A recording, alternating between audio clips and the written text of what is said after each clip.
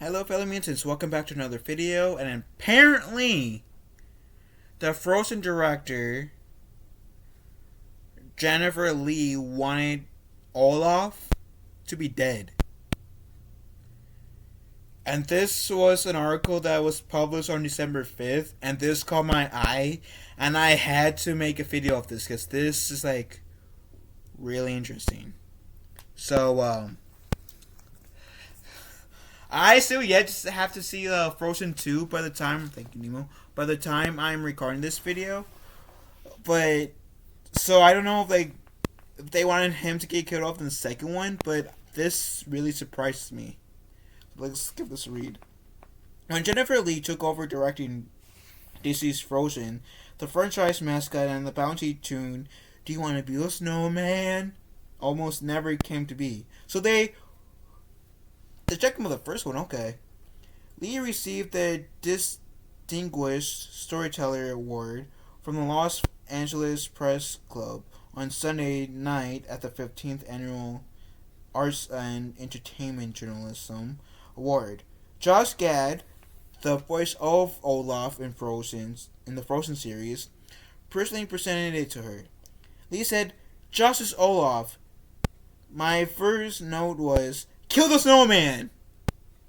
Lee wanted to cut the character from the first movie entirely until a staff animator showed her a treatment based on Gad's late night TV appearance, winning her over. So I guess if Josh Gad never really wasn't really to portray Olaf, then Olaf wouldn't have been in like Frozen 1, 2, or when they had Frozen in Kingdom Hearts 3. Okay, so that's pretty interesting. So when I saw this headline, I initially assumed it had to be to do with Olaf's fake-out death in Frozen 2, which, spoiler alert, if you guys haven't seen Frozen 2 like me, I have not seen it, so that, wow, okay, now this kind of makes me want to see Frozen 2, just to see what the Olaf's fake-out death scene was in Frozen 2. Okay. Fake-out deaths are usually a mistake, and I think they definitely made the wrong choice there. The movie is about the infinity of change. Anna's character arc revolves around accepting change and growing more independent. Yet, in reviving Olaf and Elsa protecting the castle during the storm, the end, Frozen 2 rejects any real meaningful change. It's a surprisingly interesting movie in that wake of the overrated original. But it could have been something truly great if it challenged Anna with genuine loss. As for Lee's initial disdain for Olaf, it's easy to imagine. I think the character only works as well as he does because of Gad's nuanced delivery. Even still, Disney has just about run him into the ground. I have a feeling that Lee and I have different problems with Olaf, though. I would like him more if he wasn't so self-aware. Like his recitation of Frozen major plot events in the sequel. Wow, okay. So this came completely a shock to me because, like I said, I had not watched the sequel to Frozen yet. Still to this day, like, by the time I'm recording this, like, maybe after I'm done recording this and after, like, this, like, and before, like, this, gets uploaded, I may have watched it. But by the time I'm recording this, at this very moment, at December 9th, 2022, at 12:25 p.m., I have not watched Frozen 2 yet. And yes, Frozen 1 was overrated in my opinion. But this is interesting.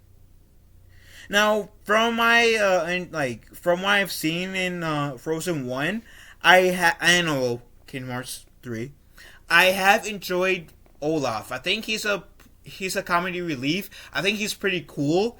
He's a pretty fun character. Now, I can't say anything about what his portrayal was in Frozen 2, Because, again, at this very moment, I have not watched Frozen 2 yet.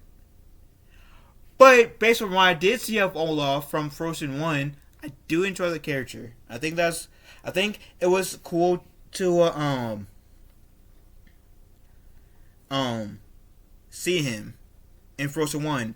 Now if the second one did deal with loss and how to like get over that loss and grieve that loss, move through loss, then yes.